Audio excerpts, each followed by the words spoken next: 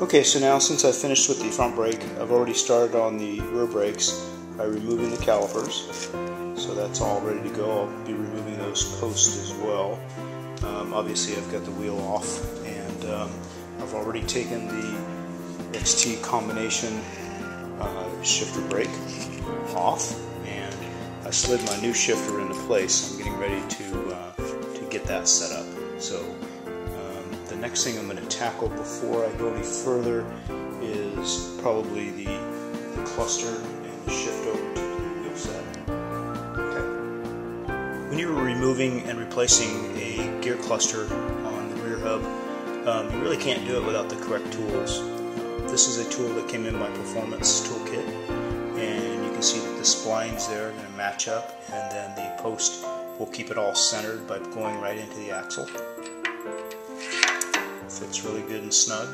And then the other thing you really need is something to hold the cluster. So putting this special tool with a chain on it, now that's really going to do, of course you can't do it with one hand, but what that's going to do is hold the cluster so I can turn this big socket here, and I'll do that with a 1/2-inch drive breaker bar. And so once I break that loose, we'll be removing that. Once you've got that ring loose in the center, it's really pretty easy to work on after that. You can see that just screws into the top of the hub there, and that system will come off. It's kind of a ring that sinks in there and is threaded, and there's a really thin washer on that. And then after that, get the tool out of the way, and you should be able to, a little rocking motion, pull that cluster right off of the hub. And there are a couple of loose gears, so you've got to be careful about those when you pull them off. And there's some alignment mechanisms in there that help you get it on there right again. So I'm going to put this aside, get this tire and tube off of this thing, and start assembling it again. Okay, so now I'm going to put my Shimano 9-speed cluster back on this pneumatic rim. The nice thing about putting these clusters on is that, for one thing, the gears are stackable. You've got your main with 6 here, you've got a single gear, and then you've got 2 more singles. So it's pretty easy to look at the spline here, and there's one really wide gap here, so it's impossible to put this on any way but the right way, which is nice to know. I'm looking inside and I'm finding that one big wide one. That should upside down here, but let's see if I can get that to drop right into place. And then I've got my next largest ring, and the gear numbers always face out, so it's really kind of impossible to put this thing together wrong. Let's see where that wide one is again. Looks like it's right here. That drops right in place. And then I've got 2 more here, and the wide looks like it's right there. And then the neat thing about the smallest gear is it actually has a lip there. It slips right down inside, so it kind of keeps everything centered. And then you can get your washer and nut back in there. Place. And then in a minute it will be ready to put that tool back on there and tighten it back up. Now with the cluster in place, I'm going to turn this rim over and work on the disc brake side now.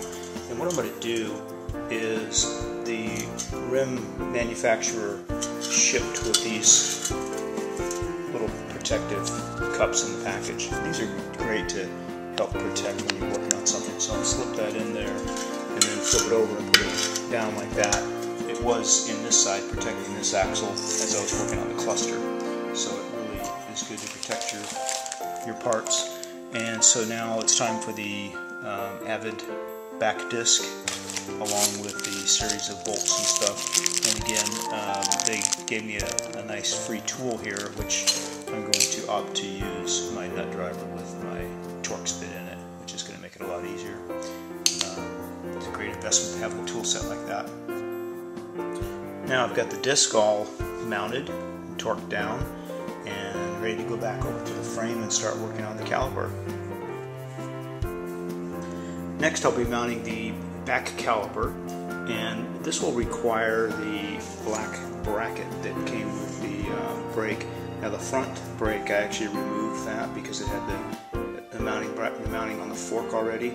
With the way the holes are here on the back of these dropouts, now this bracket will stay on. I'll tighten these bolts up, and then it'll get a couple of bolts through there, and so that'll align it up over the wheel. So I'm going to put those bolts in and start mounting this cable.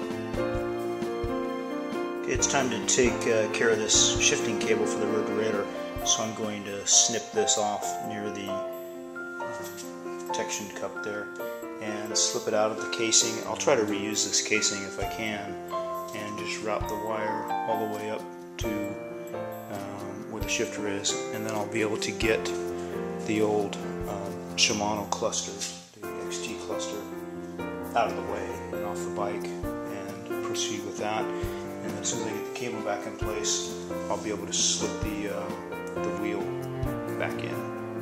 It's getting close. Since I couldn't get my magnetic pickup for my computer to work with these flat blade aerodynamic spokes, I decided to just go ahead and retire this Specialized comp, which has worked pretty good. I'm going to look at a wireless unit, because then I won't have to have that pickup and this receiver alongside the fork, along with this messy cable running up there. I used to wind it around the caliper brake, but now I don't even have that to wind it around because of the change in the brake system. So that's going to have to be the next thing to put on. So look for a future update on the computer installation. Now that I've got my tire mounted and the cluster in place, obviously, the brake disc in place, and this skewer, this wheel's ready to mount, I have put the brake caliper on, but I've kept it a little bit loose as per recommended, so that they can align that disc right in that slot, right?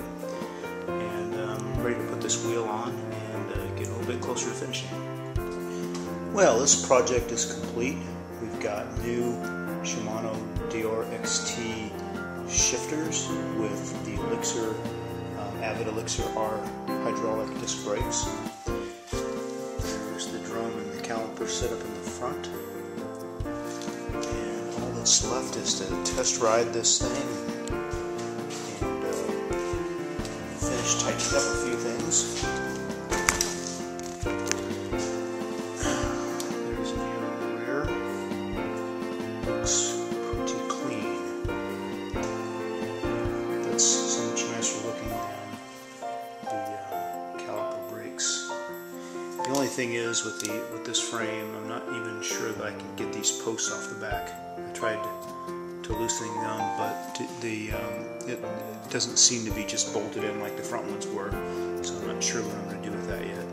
I might try to trim them off short next to that, next to the lugs. That might look good.